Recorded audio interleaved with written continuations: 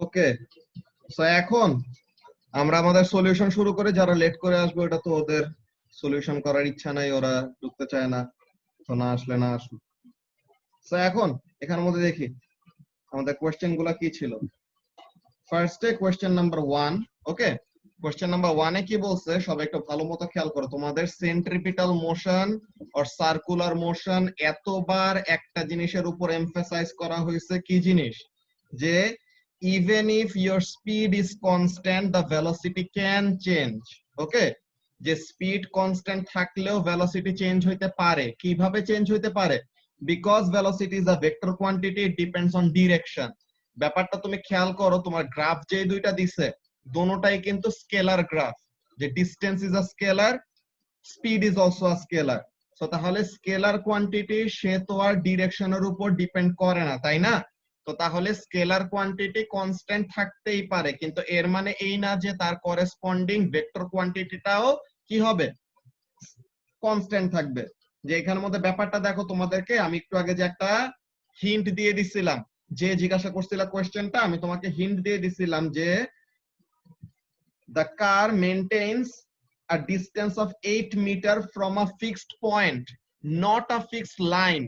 ওকে, fixed line বললে কিন্তু কোশ্চেনটা একটু অন্যরকম হয়ে যেত। এখানে বলে দিছে যে গাড়িটা একটা ফিক্সড পয়েন্টের থেকে 8 মিটার ডিসটেন্স মেইনটেইন করতেছে। সো একটা মুভিং অবজেক্ট, এখানের মধ্যে খেয়াল করো যে কোশ্চেন নাম্বার 1 এর জন্য, যে একটা মুভিং অবজেক্ট একটা পয়েন্টের থেকে 8 মিটার ডিসটেন্স কিভাবে মেইনটেইন করতে পারে। একটা অবজেক্ট এইখানে ছিল, it is at a distance of 8 metre from the certain point. এখন সে যদি কি করে, সে যদি বরাবর এমন সামনের দিকে মুভ করে, তো তাহলে দেখো তার সাথে কি ডিসটেন্সটা আর 8 মিটার থাকতেছে, এখানে চলে গেলে কিন্তু কি হয়ে যাইতেছে, ডিসটেন্সটা চেঞ্জ হইতেছে। সে যদি স্ট্রেট লাইনে মুভ করে, তো তাহলে কি ওই পয়েন্টের থেকে তার ডিসটেন্সটা আর কি করতে পারতেছে না, 8 মিটার ডিসটেন্স আর সে মেইনটেইন করতে পারতেছে না। সো এর জন্য তোমাদেরকে বলছে লোকাসের কথাটা চিন্তা করতে। লোকাসের ব্যাপারটা কি ছিল, যে সার্কেল, সার্কেলের ওখানে মধ্যে কি, সার্কেলের ওখানে আমরা যে লাইনটা ড্র করি, that is actually locus that maintains a certain point from a, কি বলে, maintains a certain distance or certain separation from a point.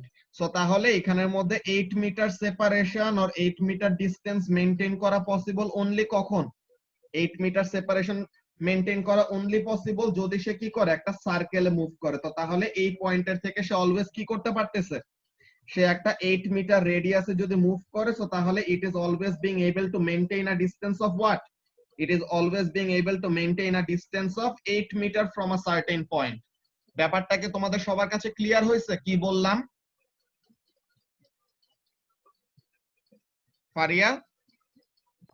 জি ভাই, ক্লিয়ার। ওকে, হ্যাঁ বুঝছি। সো এরকম আসছে, সিমিলার কি কি সিচুয়েশন হতে পারে? কি বলছো বুঝি না মুস্তাকিম।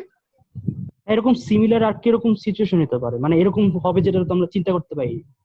এরকম ছাড়া এখানের মধ্যে তোমার পয়েন্টের কথাটা যে বলে দিছে specifically, that was the actual clue. যদি তোমার মনে করো যে আমি যদি আরেকটা কোশ্চেন দেই, ওকে, আমি যদি আরেকটা কোশ্চেন দেই, বলি যে একটা সার্টেন লাইনের থেকে, একটা সার্টেন লাইনের থেকে অবজেক্টটা একটা ফিক্সড ডিসটেন্স মেইনটেইন করে চলতেছে, তো তখন কিন্তু অবজেক্টটা কি করতে পারে, এই লাইনের থেকে একটা সার্টেন সেপারেশন, যে এই লাইনের প্যারালেলে সে যদি মুভ করে, তো তাহলেই কিন্তু সে কি করতে পারতেছে, একটা কনস্ট্যান্ট সেপারেশন মেইনটেইন করতে পারতেছে। বুঝতে পারছো? কিন্তু তোমার এখানের মধ্যে লাইন না বলে স্পেসিফিক্যালি বলে দিছে কি, ফ্রম আ পয়েন্ট। ওকে, তো একটা পয়েন্টের থেকে অলওয়েজ ফিক্সড ডিসটেন্স মেইনটেইন করা পসিবল কখন, কোন শেপে, only in a circle. And তোমাদের বুঝতে হবে যে এটা সার্কুলার মোশনের টেস্ট, তো তাহলে সার্কেল রিলেটেডই এরকম আমাদের কোশ্চেন করা হবে আর কি। বুঝা গেছে মুস্তাকিম? তো তাহলে ওইভাবে করে আমাদের চিন্তা করতে হবে আর কি। হ্যাঁ, সো তাহলে এখানের মধ্যে একটা ব্যাপার গেল যে কনস্ট্যান্ট একটা ডিসটেন্স মেইনটেইন করতেছে কত, 8 মিটার, এন্ড কনস্ট্যান্ট একটা স্পিড। সো তাহলে স্পিডও constant, distance so constant, but still the velocity can change. Why the velocity can change? Because the direction is changing, তাই না? তো তাহলে ফার্স্ট স্টেজে তোমাদের যে ভেলোসিটিটা কি চেঞ্জ হচ্ছে নাকি না, আমরা কি বলবো? Yes the velocity is changing. তো এখন ভেলোসিটি চেঞ্জ হলে কি অবজেক্টটা অ্যাসেলারেট করতেছে নাকি না? Yes the object is accelerating. Then তোমাদেরকে বললো যে তোমাদের অ্যানসার দুইটা, তোমরা যে বললা ভেলোসিটি চেঞ্জ হচ্ছে, অ্যাসেলারেটও করতেছে, সো তাহলে এটাকে জাস্টিফাই করো। সো তাহলে এটাকে আমরা কিভাবে জাস্টিফাই করতে পারবো? আমরা বলবো যে এখানের মধ্যে এমন ভাবে আমরা অ্যানসারটা লিখতে পারি, কি লিখতে পারি? যে since the car is maintaining a certain distance from a point, since the car is maintaining a certain distance or a fixed distance from a point,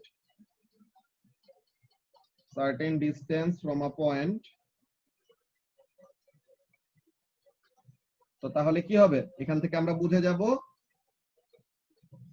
the object or the car is moving in a circle.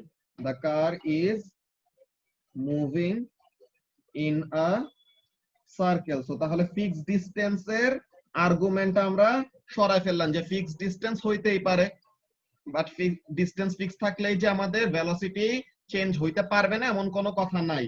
এর পরের কথা হলো আবার speed constant. তো তাহলে তুমি কেন বলতেছো যে ভেলোসিটি চেঞ্জ হচ্ছে? তো তাহলে এটা নিয়ে আমাদের এখন বলতে হবে, কমেন্ট করতে হবে যে speed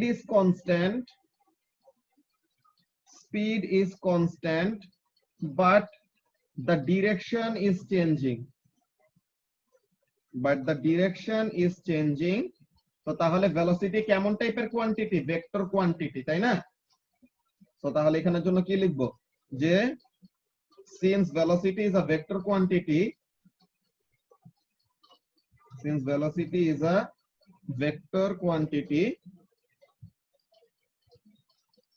তো তাহলে কি হবে?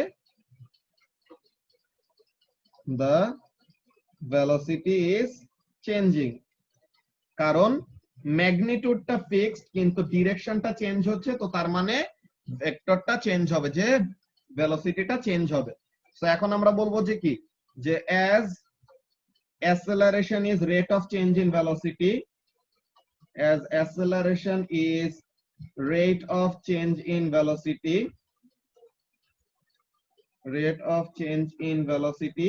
so তাহলে কি হবে?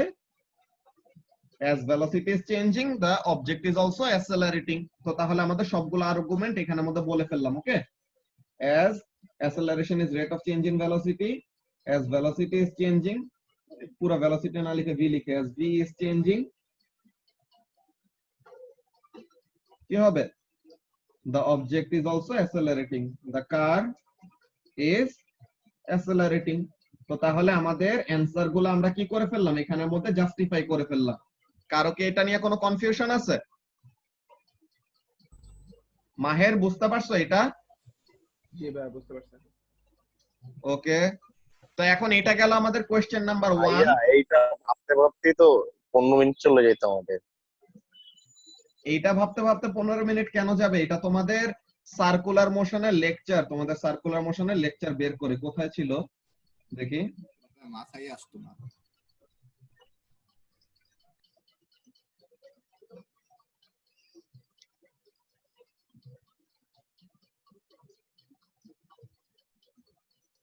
এই যে এই ইউনিফর্ম সার্কুলার মোশনের মধ্যে আমরা কভার করছিলাম না? দেখো তো,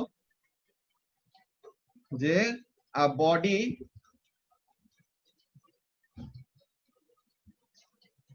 body moving on a circle at a constant speed, even though the speed is constant, the velocity is changing. কেন চেঞ্জ হইতে পারে? বিকজ velocity হলো rate of velocity is changing due to changing direction, তাই না?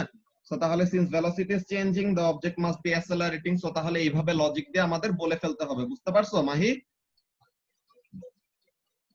জি ভাইয়া। So এরকম চিন্তা ভাবনা একটু তাড়াতাড়ি করতে হবে, বুঝছো? একটু স্পিড বাড়াইতে হবে। ওকে, সো তাহলে that was about question number 1. Okay, so that was about question number 1, যে first is the velocity changing? Yes. Is the car accelerating? Yes. Justify both your answer. Already justified, যে ওই এক্সপ্লেনেশনটা লিখে দিছি।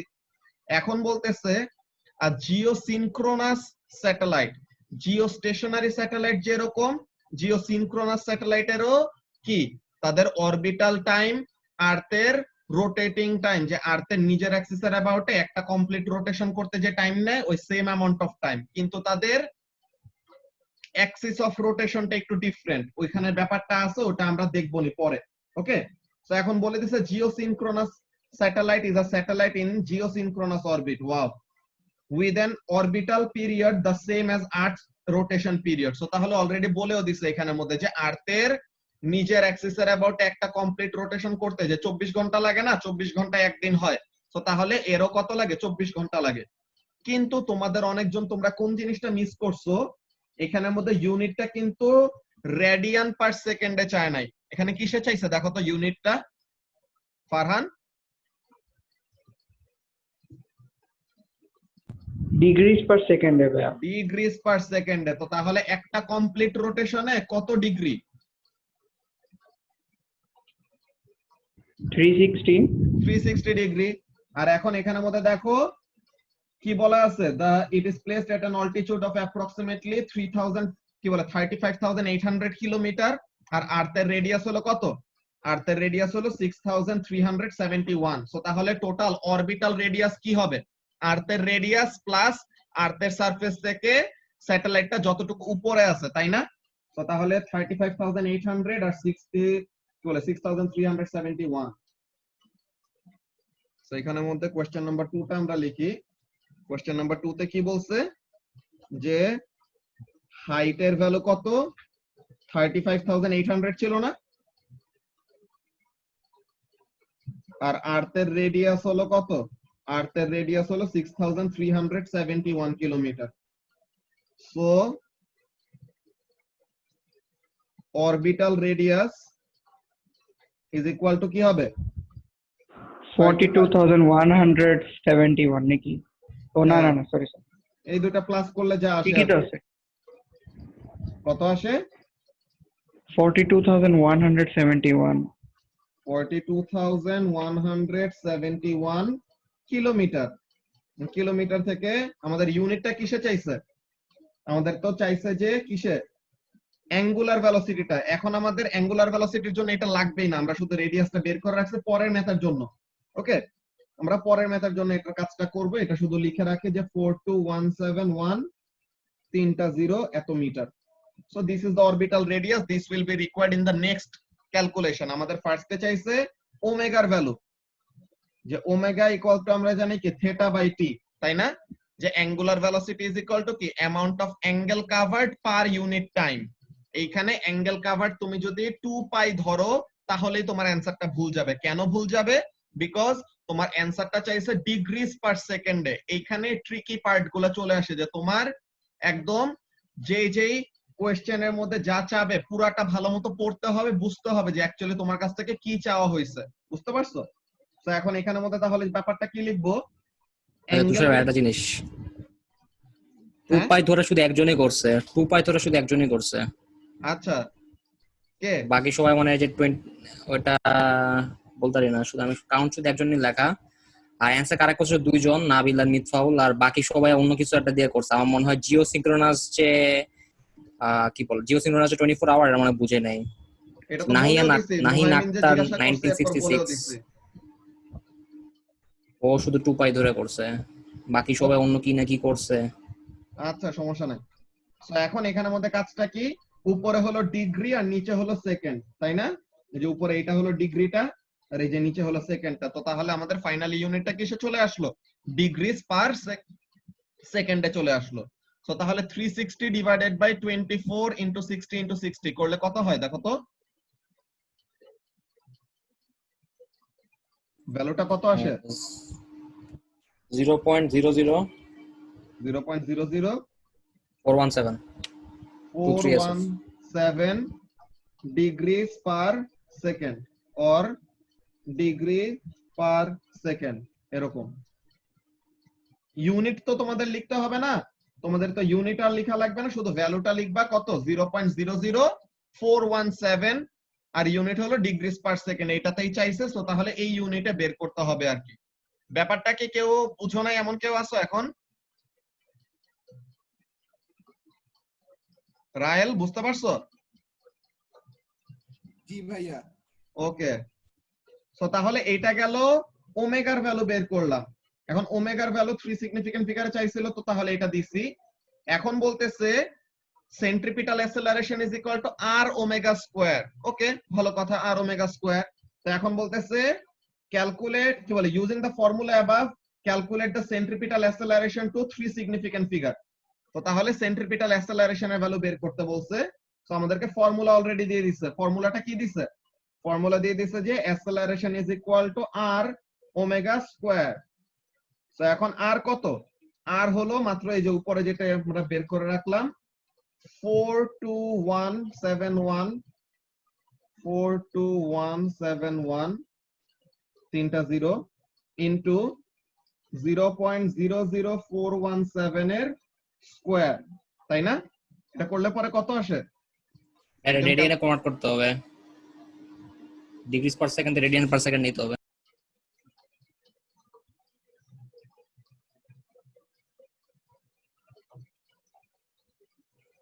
এখানে এই পার্টে আমি রেডিয়ান পার সেকেন্ডে কনভার্ট করছিলাম, খালি রেডিয়াসটাই মেরে দিল। আচ্ছা, তো তাহলে এটাকে রেডিয়ান পার সেকেন্ডে নিলে পরে কত আসে? ফার্স্ট এটা বলে নাও। 0.0000 0.0000 727। 727।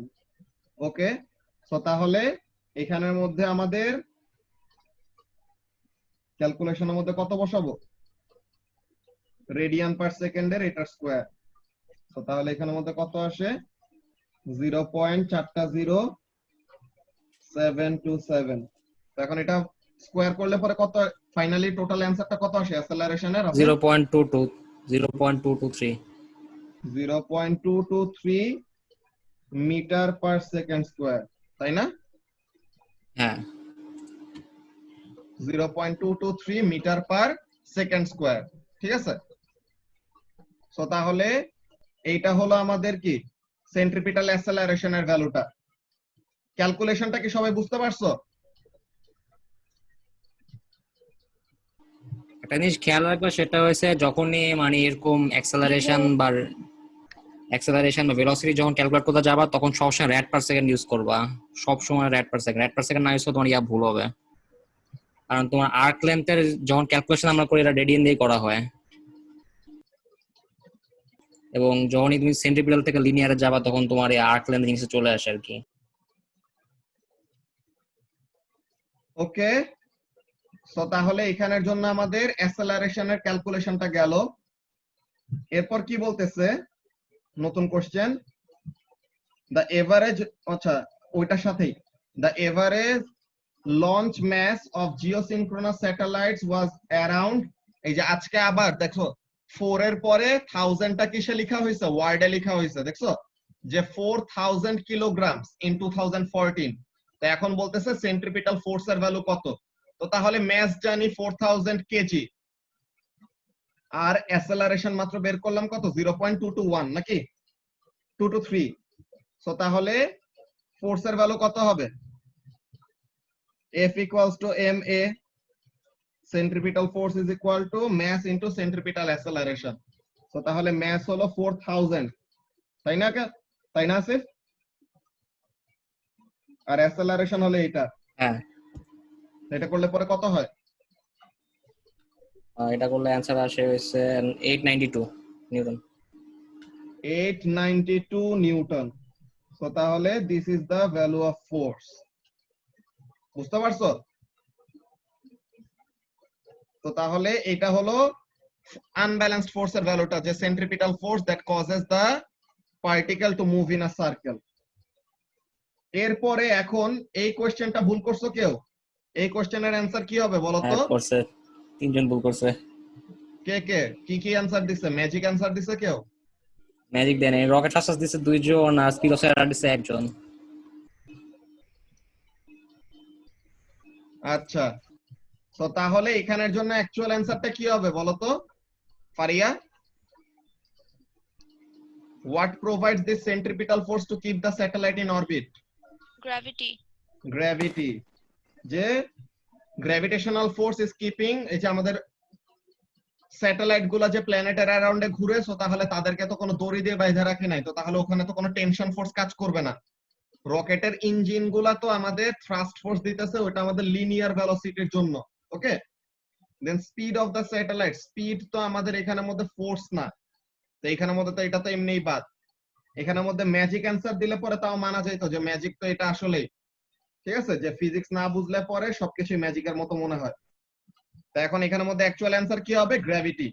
ওকে, সো এরপরে কি বলতেছে, আ স্টুডেন্ট ডিড অ্যান এক্সপেরিমেন্ট, এটা তো সবগুলো তোমাদের ইয়ের থেকে নেওয়া হয়েছে, কি বলে, এক্সাম কোশ্চেন থেকে নেওয়া। স্টুডেন্ট বুক থেকে, হ্যাঁ।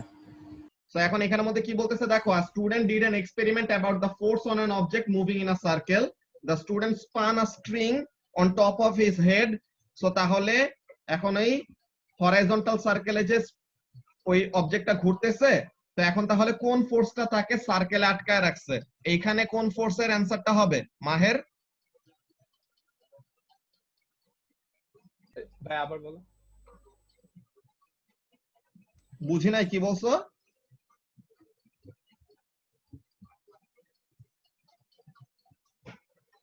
টেনশন হবে না?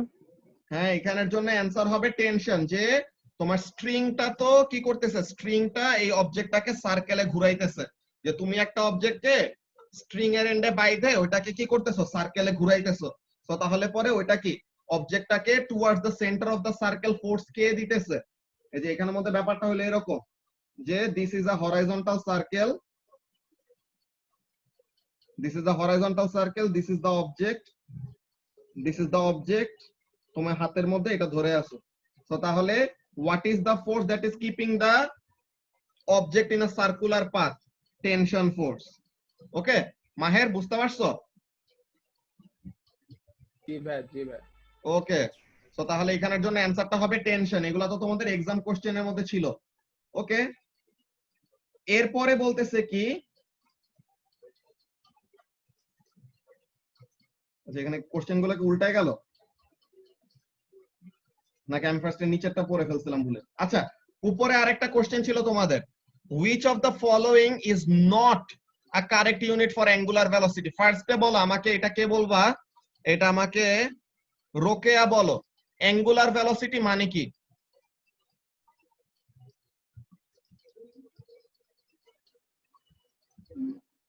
Theta by T. Theta by T মানে কি? অ্যাঙ্গেল পার ইউনিট টাইম, তাই না? তো তাহলে দেখো প্রথমে এখানে বলছে রেড পার মিনিট, রেডিয়ান হলো অ্যাঙ্গেলের ইউনিট, মিনিট হলো টাইমের ইউনিট, তো তাহলে রেড পার মিনিট, সো এটা একটা অ্যাঙ্গুলার ভেলোসিটির ইউনিট হইতে পারে। এরপরে দিছে কি ডিগ্রিস পার মিনিট, ডিগ্রি হলো অ্যাঙ্গেলের ইউনিট, টাইম হলো কি বলে মিনিট হলো টাইমের ইউনিট, সো তাহলে ডিগ্রিস পার মিনিটও একটা ইউনিট হইতে পারে। লাস্টেরটা দেখো ডিগ্রিস পার সেকেন্ড, এখানে ডিগ্রি ওখানে ডাবল এস আসছে, ওখানে একটা ই হবে এক্সট্রা, যে ডিগ্রিস, ঠিক আছে?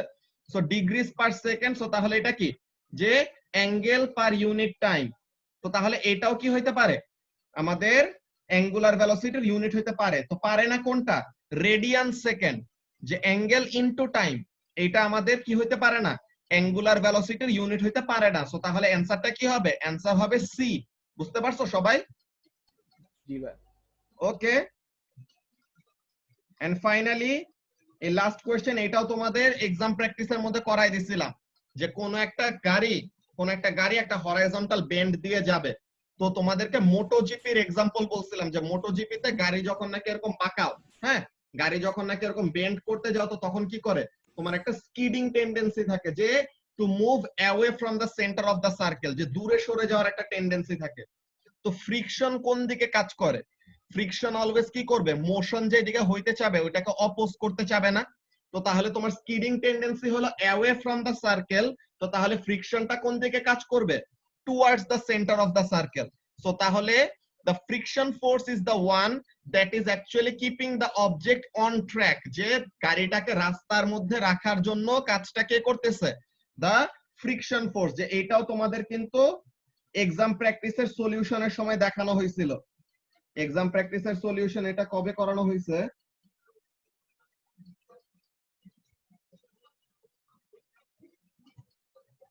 ইউনিট 4, এটা হলো কোশ্চেন নাম্বার 5। আচ্ছা, তো তাহলে এটা যেটা মাত্র বললাম আবার এখানের মধ্যে দেখে না আরেকবার দেখাই দেই যে এখানের মধ্যে বেসিক কাজটা কি। এখানের মধ্যে বেসিক কাজ হলো এরকম যে when you are moving in a circle, ঠিক আছে, একটা বেন্ড দিয়ে যখন নাকি এরকম মুভ করবা, তোমার এই যে গাড়িটা, তোমার এই গাড়িটা এমন ভাবে যাইতেছিল। সো এখন তুমি যখন নাকি এরকম বেন্ড নিতে যাবা, হ্যাঁ, তুমি যখন নাকি এরকম বেন্ড নিতে যাবা, তোমার কি থাকে, গাড়িটার একটা টেন্ডেন্সি থাকে এইদিকে সরে আসার, ঠিক আছে, টেন্ডেন্সি টু মুভ হলে এইদিকে,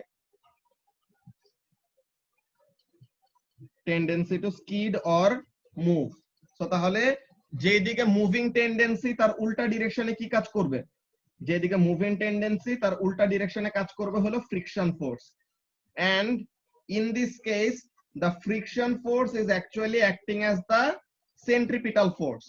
হ্যাঁ, এই ফ্রিকশন ফোর্সটা কি হিসেবে কাজ করতেছে, সেন্ট্রিপিটাল ফোর্স হিসেবে কাজ করতেছে। সো তাহলে এই ফ্রিকশন ফোর্স যত বেশি হবে তুমি কি করতে পারবা, তত ভালো মতো এইটার ট্র্যাকের মধ্যে থাকতে পারবা, তাই না? আর ফ্রিকশন ফোর্স যত কম হবে তখন তুমি কি করবা, স্কিড করে আরো দূরে সরে যাবা, যে তুমি রোডের সাথে এরকম কন্ট্যাক্টে থাকতে পারবা না। তো এখন তোমাকে কোশ্চেনটা করছে কি, দেখো কোশ্চেনটা করছে যে considering the centripetal force to make a car drive around a bend, it is more likely to skid outwards, যে বাইরের দিকে স্কিড করার টেন্ডেন্সি সবচেয়ে বেশি থাকবে কখন, if it has few passengers, না প্যাসেঞ্জার কম থাকলে ওটাকে ম্যানুভার করা আরো ইজি, অর তাকে ট্র্যাকে রাখা আরো ইজি। এখানের মধ্যে সেকেন্ড অপশনটা হবে আমাদের অ্যান্সার, যে ইট হ্যাজ ওয়ান টায়ার্স, যে তার টায়ার গুলি যদি কি হয়ে যায়, ক্ষয় হয়ে যায়, সো তাহলে কি ফ্রিকশন কি বেশি হবে নাকি কম হবে?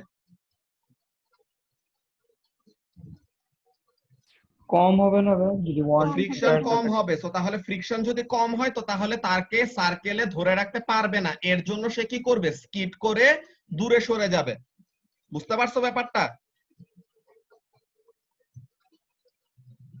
জি ভাই। সবার কাছে কি ক্লিয়ার হয়েছে? তোমাদের কিন্তু পরীক্ষার আগে যে তোমাদের টেস্টগুলি নেওয়া হইতেছে, তোমাদের পরীক্ষার আগে কিন্তু কি হবে, তোমাদের পরীক্ষার আগে এক্সাম কোশ্চেন গুলি, লেকচার কপিটা, ওকে, চেক পয়েন্ট কোশ্চেন গুলি, এগুলা জিনিসগুলো তোমাদের ভালো মতো রিভিউ করা লাগবে। এন্ড তোমাদের আজকে আর কালকে রাতের মধ্যে মোমেন্টাম এন্ড সার্কুলার মোশনের চ্যাপ্টার ওয়াইজ কোশ্চেন পেপার দিয়ে দিব পিডিএফ। বুঝতে পারছো? মোমেন্টাম এন্ড সার্কুলার মোশনের চ্যাপ্টার ওয়াইজ কোশ্চেন পেপার দিয়ে দিব, ওই জিনিসটা তোমরা সলভ করতে থাকবা। ওকে, ওই জিনিসটা তোমরা সলভ করবা, আমরা ওরকম একটা টাইম বের করব, মোস্ট প্রেফার যে এরকম আমাদের 1 উইক অর 2 উইক টাইম দেওয়ার পরে দেন আমরা ওরকম মোস্ট প্রেফারেবলি কোনো একটা ফ্রাইডেতে বা আমাদের ক্লাস টাইম একদিন এরকম আমরা ডেডিকেট করব যে আমরা কোশ্চেন পেপারটার প্রবলেমগুলো সলভ করব। সো তখন আমরা ওই দিন একটা লম্বা ক্লাস নিব, মনে করো যে 7:30 থেকে 10:30 পর্যন্ত এরকম আমরা ক্লাস নিলাম। সো তাহলে কোশ্চেন পেপারে যে যে কোশ্চেন গুলা ফেস করতেছো প্রবলেম, ওগুলো আমরা সলভ করে দিব। বুঝা গেছে? সো তাহলে তোমাদের কিন্তু সবচেয়ে বাজে একটা জিনিস তোমাদের সাথে কি হয়েছে, তোমরা এএস পরীক্ষাটা দাও নাই। এএস পরীক্ষাটা দাও নাই দেখে তোমাদের অনেক জনেরই ওই ভয়টা নাই, আর এ লেভেলস এর অ্যাকচুয়াল ডিফিকাল্টি লেভেল তোমরা বুঝতেছো না। তোমাদের এ লেভেলস এর জন্য অনেক অনেক পড়ালেখা করা লাগবে, এন্ড প্রত্যেকটা দিন এরকম আমাদের রিভিশনের মধ্যে থাকা লাগবে, যে যা পড়ছো ওইটা মাথায় রাখতে হবে, এরপরে নতুন ইনফরমেশন গ্যাদার করতে হবে মাথার মধ্যে। বুঝা গেছে? সো তাহলে ওই সিরিয়াসনেস কিন্তু তোমাদের মধ্যে আসতে হবে। ওকে, সো তাহলে ওরকম ভালো মতো পড়ালেখা শুরু করো সবাই, ঠিক আছে? এই কোশ্চেন গুলাতে আসলে ফুল মার্কস পাওয়া একদম ইজি, শুধু তোমাদের স্পেসিফিক যে পয়েন্ট গুলা ছিল ওগুলা লজিক্যালি চিন্তা করতে পারলেই তোমাদের অ্যান্সার গুলা ঠিক করার কথা। ওইটা ব্যাপার না, এগুলা ফার্স্ট পরীক্ষা, তো পরের গুলাতে যেন পরে আবার তোমাদের মোমেন্টাম এন্ড সার্কুলার মোশন একসাথে টেস্ট নেওয়া হবে, একটা বড় test, something like 30 marks or 40 marks. তো তখন যায় আবার যেন সেম মিস্টেক গুলা না হয়। বুঝতে পারছো মাহি? জি ভাই। ওকে, সো তাহলে আজকের ক্লাস আমাদের এইটুকুই, ঠিক আছে? হাফেজ স্যার। আসসালামু আলাইকুম ভাইয়া। আল্লাহ ওয়ালাইকুম আল্লাহ হাফেজ আসসালাম। ভাই। আল্লাহ হাফেজ। ওয়ালাইকুম আসসালাম। সালাম ভাইয়া। আল্লাহ হাফেজ। আল্লাহ হাফেজ ভাইয়া। আসসালামু আল্লাহ আলাইকুম ভাইয়া। হাফেজ। ওয়ালাইকুম আসসালাম।